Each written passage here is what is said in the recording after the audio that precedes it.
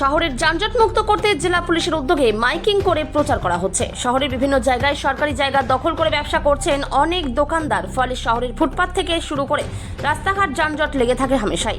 ফলে সকলের উদ্দেশ্যে তা সরিয়ে ফেলার জন্য মাইকিং করা হয় শহর জুড়ে। তবে প্রশাসনের পক্ষ থেকে শহর জুড়ে চলছে মাইকিং। তবে ফুটপাতের দোকানদাররা বলছেন তারা এই মাইকিং শুনেছেন, তবে এখন কি করবেন তারা সেটা বুঝতে পারছেন না। তবে এই মাইকিং এর যে যথেষ্টই আতঙ্কিত এখন ফুটপাতের দোকানদাররা। তবে যানজটের সমস্যা কিন্তু লেগেই থাকে ইসলামপুর শহরে। Bureau report, big news Bangla. কিসের দোকান আপনার? আমার ব্যাগের দোকান। ফুটপাতে? ফুটপাতে। কোন এলাকা এটা? এটা জেলখানা মোড়। আচ্ছা, প্রশাসন থেকে একটা নির্দেশে কি এসেছে, কি শুনেছেন? হ্যাঁ, শুনেছি। কি করবেন, দোকান সরাবেন? দোকান সরালে যাবো কোথায়? যাবার তো একটা নির্দিষ্ট জায়গা লাগে। যাদের দোকান করেই খাই, দোকান ছাড়া তো অন্য কোনো ব্যবসা নাই। যাবো কোথায়? বৃষ্টি বাদলে দিনে টুকটাক করে আমরা খাই। এখন তো নতুন নির্দেশ সরাতে তো হবেই। এখন হয়তো বললে দেখা যাক কি হয়, চেষ্টা করবো না সরানো। ফুলের নিয়ে মানে ফুল গাছ ফুটপাতে দোকানদারি করেন? ফুটপাতে। কালকে মাইকিং হয়েছে, শুনেছেন? হ্যাঁ, শুনলাম। কি বলবেন এখন? এখন আর কি বলবো, আমরা এখন যাবো কোথায়? হ্যাঁ, আমাদের এখন কোনো উপায় নাই। এখান থেকে যদি সরাই যায় তাহলে আমাদেরকে না খাওয়া যায় মরতে হবে। আমাদের গরিব মানুষ। কোথায় বাড়ি আপনার? এই যে হাই স্কুল মোড়ে বাড়ি। এই ফুলের ব্যবসা ছাড়া আর কিছু করেন? আমি আর কিছু করি না, এটাই করেন? এটাই করি না। আগে গোড়া করি।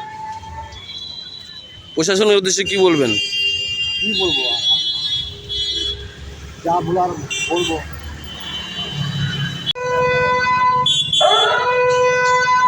ইসলামপুরের সর্বসাধারণ ও ব্যবসায়ীদের উদ্দেশ্যে একটি বিশেষ প্রশাসনিক ঘোষণা।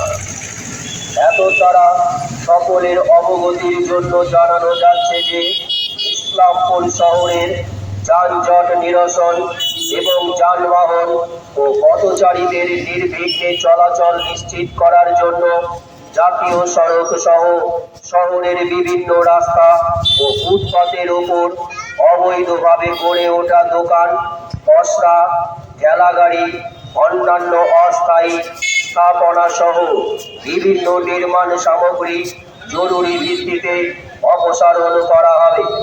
অতএব এই ঘোষণার পর থেকে ফুটপাত বা রাস্তার অংশ বিশেষ অবৈধভাবে দখল করে রাখা সম্পূর্ণভাবে নিষিদ্ধ করা হলো এবং সব উদ্যোগে ফুটপাত ও রাস্তা দখল মুক্ত করার জন্য নির্দেশ দেওয়া হলো।